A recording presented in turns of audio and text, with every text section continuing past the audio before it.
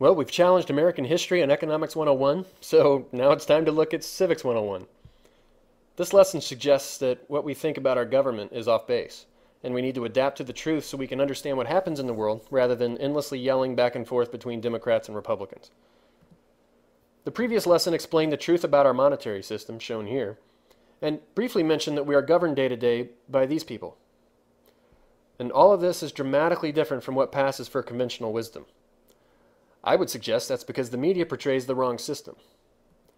It projects this little pyramid in front, suggesting that the government's in charge and corporations are beneath it, and then all the people are at the bottom and have power over the government. But the real power structure here is hidden. And once every 4 years, when it comes time to try to be serious and participate in government, the media portrays the corporations as the enemy of the left, and it portrays government as the boogeyman of the right. And that if we just get the one right person in a distant White House, then all our problems will be solved.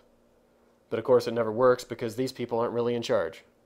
You know, like this guy a while back who was quickly replaced by this guy on the left, then we swung back to the right, and then back to the left, and we wonder why nothing ever changes.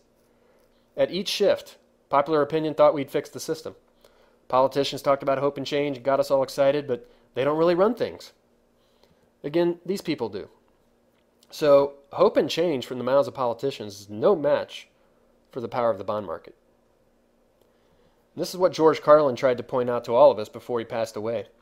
Most people think he's just a comedian, but with these words, he proved he's a prophet. He warned people not to be distracted by the politicians because they're just put there to give you the idea that you have freedom. Instead, he said that we are all owned. And that may be hard to stomach, but the math of the bond market proves it, because the value you create in your work all day, every day, gets cycled up to the people who own the bonds and create no value.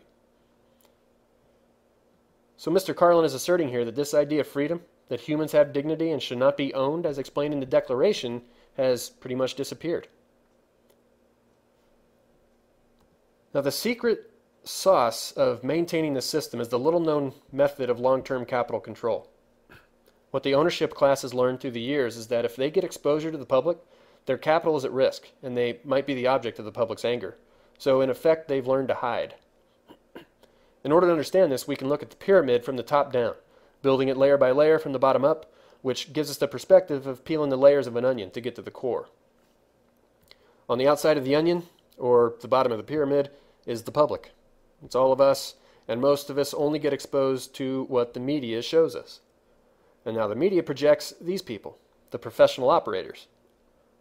These are the people who get broadcast into our living rooms on the TV screen as if they're in charge. So we might see a corporate CEO in a $5,000 suit, or a president, or another politician, or a general, but they're not really in charge.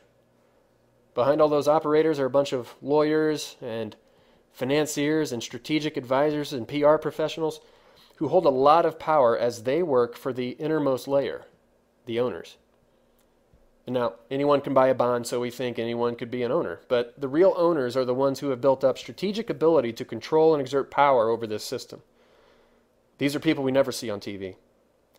And some might suggest this is conspiracy theory, but it's just the basic method of corporate governance. This is the way it works. Operators are paid for their expertise in running corporations, while the owner's expertise is controlling them. It's a basic aspect of capitalism. Anybody who's been close to the top layers of corporation knows that people from the outside, like a senior lawyer, financier, or strategic advisor that might be 3,000 miles away in DC or New York, can call the CEO and tell him or her what to do. So the people in the corporation aren't really in charge, and these owners have learned to apply this control system to other aspects of life, like government. Now, these controllers are generally born into elite families, and they go to Yale or Dartmouth, Harvard, Princeton, or lesser-known Northeast colleges like Williams College for undergrad. And the financiers and lawyers who work for them aren't born into these families, but earn their way into Harvard Business School or Yale Law School in order to become part of this inner club. Of course, I'm not talking about all graduates of these institutions by any means. I'm just talking about a select few.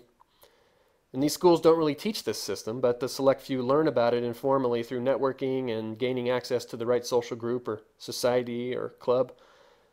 The few people from these schools who happen to be in the key positions of the pyramid, whether it's the media, the corporate world, the government, the military, the powerful lawyers or financiers, They all happen to be in one New York-based club called the Council on Foreign Relations. And this group writes all the policy documents and white papers that become U.S. law. And again, all the people in key positions are in this group. So this is the corporate planning and governing body of the U.S. It operates just like a board of directors. And now, I'm not making a value statement here, but just trying to explain the way our system really works because I think you deserve it. But this guy might be making a value statement. The people on the inner layers of the onion, the upper layers of the pyramid, these are the people Martin Luther King referred to here as the protectors of the status quo. This system greatly benefits the inner layers and keeps most others in the dark, so it's in their interest to play along. In fact, the incentives can be so powerful that some of these people have no option but to play along. But this means we don't live in sort of a flat free market system. And Martin Luther King saw through the illusion of our supposed free market, and I hope you do as well now. I hope you see that we don't live in a free republic with a free market, but rather a financial empire controlled by people who control debt and therefore have ownership rights and leverage over the system. So which system are you cheering for? We're in a difficult position because if we're patriotic to the system portrayed on the national news, then we're supporting the system killing the very America that most of us think we're patriotic to. And here's a more important question. Which system are you working for?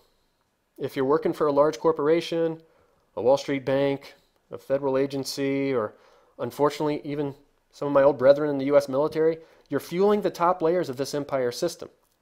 And that may be fine, it may be what you want to do, but I just think it's important for us to understand the truth of what we're doing rather than falsely believing that we're serving a free republic. And Gandhi said, be the change you want to be in this world. So if you're working for a large empire organization, are you being the change you want to be? And remember, this empire is holding a massive hammer to the tune of about 50 to 100 trillion in total debt and unfunded liabilities. That's leverage. That's ownership control over the republic. As many people have warned throughout history, way too many to include on this slide, debt is one of the best ways to enslave a country. It can be a fatal disease of republics. And so I hope this lesson has explained how our debt situation has done exactly that, and put us all under the control of those who have the leverage.